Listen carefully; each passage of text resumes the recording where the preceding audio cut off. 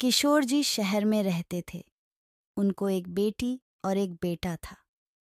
बेटे का नाम अनिल और बेटी का नाम लीला था। उम्र होने पर पहले बेटी की और बाद में बेटे की शादी करवाई।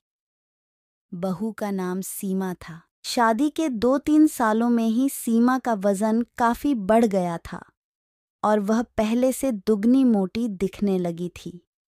इस मोटापे की वजह से सीमा को कई लोगों के ताने सुनने पड़ते थे। पड़ोसी भी उसे मोटी भैंस कहने में हिचकिचाते नहीं थे। कितनी मोटी हो गई है, कैसी दिन पर दिन फैलती जा रही है। देखो, जरा भी शर्म नहीं आती। पति बेचारा सूखा जा रहा है। यह देखो, खा खा कर कैसे मोटी हो रही है। कुछ इस तरह की बातें अक्सर सीमा के कानों पर पड़ जाती थीं। स्वभाव से हंसमुख सीमा इन बातों को इग्नोर भी कर देती, लेकिन उसे ज्यादा दुख तब होता था जब उसकी खुद की सास और ननंद उसके मोटापे के लिए उसे दोषी ठहराते और भला बुरा कहती। अनिल शरीर से काफी दुबला पतला था।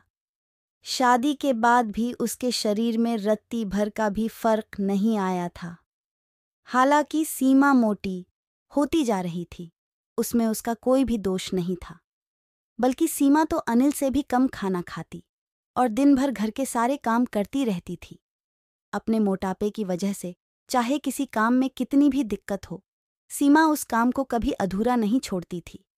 उसने घरेलू नुस्खे और कई तरह के उपाय करके अपना मोटापा कम करने की कोशिश की थी, लेकिन शायद उसके शरीर के हार्मोन्स ही थे जो उसे मोटा बनाए रखे थे। अनिल को उसके मोटापे से कोई हरकत नहीं। वह तो बेचारा अपने बिजनेस को संभालने में व्यस्त रहता था।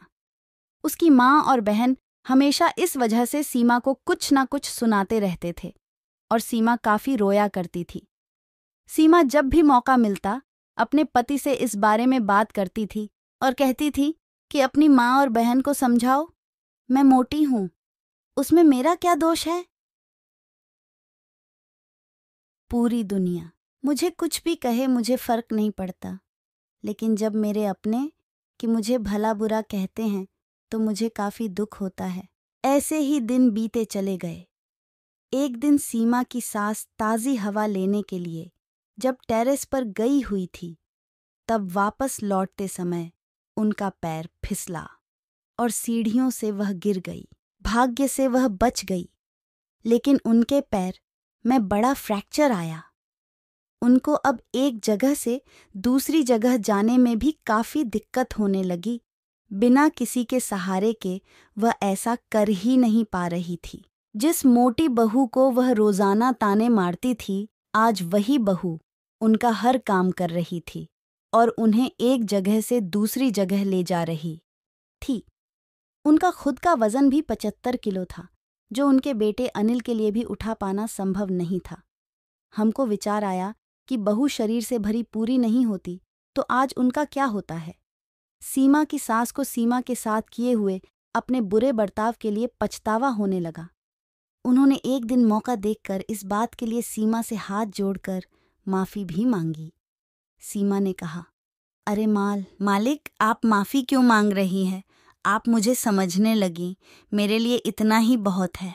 उस दिन के बाद सीमा के साथ में कभी भी उसे उसकी मोटापे की वजह से एक शब्द भी नहीं बोला, बल्कि तो उन लोगों से लड़ जाती थी जो सीमा को मोटी कहकर उसकी बुराई करते थे। सीमा की ननंद भी इस घटना के बाद उसे इस विषय पर कुछ भी ना कह सकी।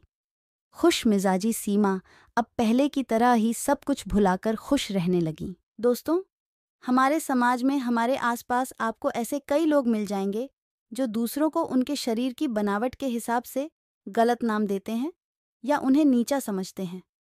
किसी की हाइट कम है तो नाटा, किसी का रंग काला है कालिया, कोई हेल्दी है तो मोटा, किसी के बाल कम है तो टकला।